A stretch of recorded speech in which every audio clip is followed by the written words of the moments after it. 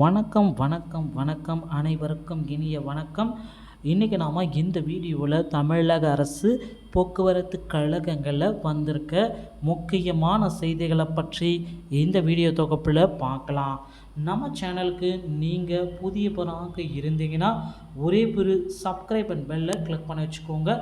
நம்ம சேனலில் உங்களுக்கு பல்வேறு விதமான அப்டேட்ஸ் கிடைக்குங்க. தமிழக அரசு போக்குவரத்து கழகங்களில் புதிய பேருந்துகள் வாங்கப்படுகின்றன.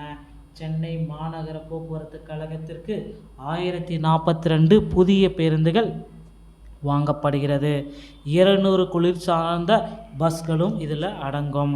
பழைய பேருந்துகள் இந்த ஆண்டில் அகற்றப்பட்டு 200க்கும் மேற்பட்ட புதிய குளிர்சாதன வசதி கொண்ட பேருந்துகள் வாங்கப்படும் என தமிழக போக்குவரத்து கழகத்துறை அறிவிச்சிருக்காங்க. தமிழக அரசு போக்குவரத்து துறை அமைச்சர் எஸ் சிவசங்கர் சமீபத்தில் இந்த ஆண்டு 4200 புதிய பேருந்துகள் வாங்கப்பட உள்ளது என அறிவித்தார். அவற்றில் 200க்கும் மேற்பட்ட அரசு விரைவு போக்குவரத்து கழகத்திற்கு வாங்க இருப்பதாகவும் தெரிவித்துள்ளார்.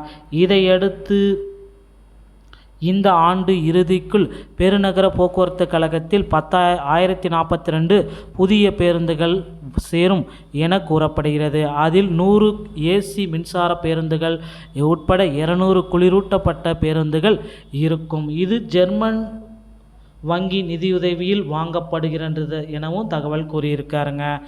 மேலும் இது தொடர்பாக 400 சாதாரண பேருந்துகள் மற்றும் 100 குளிர்சாதன மின்சார பேருந்துகள் வாங்குவதற்கான டெண்டர்கள் விடுக்கப்பட்டுள்ளன.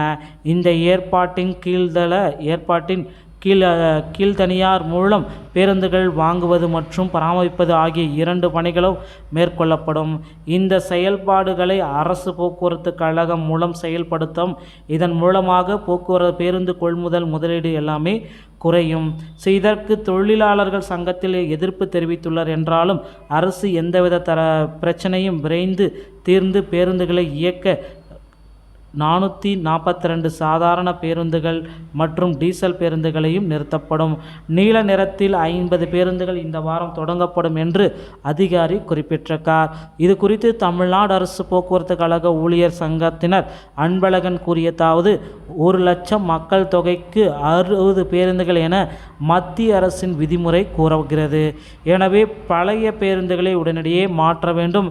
தற்பொழுது சென்னைக்கு மட்டும் 6000 பேருந்துகள் தேவைப்படுகிறது. ஆனால் 3300 பேருந்துகள் மட்டுமே இயக்கப்பட்டு வருகிறது. உடனடியாக இந்த மாற்ற தவறினால் பயணிகள் மற்றும் போக்குவரத்து நடமாட வேண்டிய நிலை ஏற்படும் என்று குறிப்பிட்டிருக்கிறார். போக்குவரத்தில் புதிய பேருந்துகள் எல்லாமே 4000 பேருந்துகள் வாங்கணும் அப்படின்றத குறிப்பிட்டிருக்காரு. போக்குவரத்து கழகத்தில் பேருந்துகள் வாங்கப்படுமானால் அதை இயக்குவதற்குண்டான டிரைவர் கண்டக்டர்கள் அதிக அளவில் எடுக்கிறக்காங்க. இந்த ஆண்டு 25,000க்கும் மேற்பட்ட டிரைவர் கண்டக்டரை எடுக்கிறாங்க. நீங்கள் என்ன பண்ணணும் அப்படின்னு பார்த்தீங்கன்னா, அருகாமையில் இருக்கிற ஆர்டிஓ அலுவலகத்தை அணுகி டிரைவிங் லைசன்ஸ் மற்றும் கண்டக்டர் லைசன்ஸை பெற்று வைத்துக் கொள்ளுங்கள். இந்த தகவல் உங்களுக்கு பிடித்திருந்தால் நம்ம சேனலோடு இணைந்திருங்கள். அடுத்த வீடியோவில் சந்திக்கிறேன். நன்றி, வணக்கம்.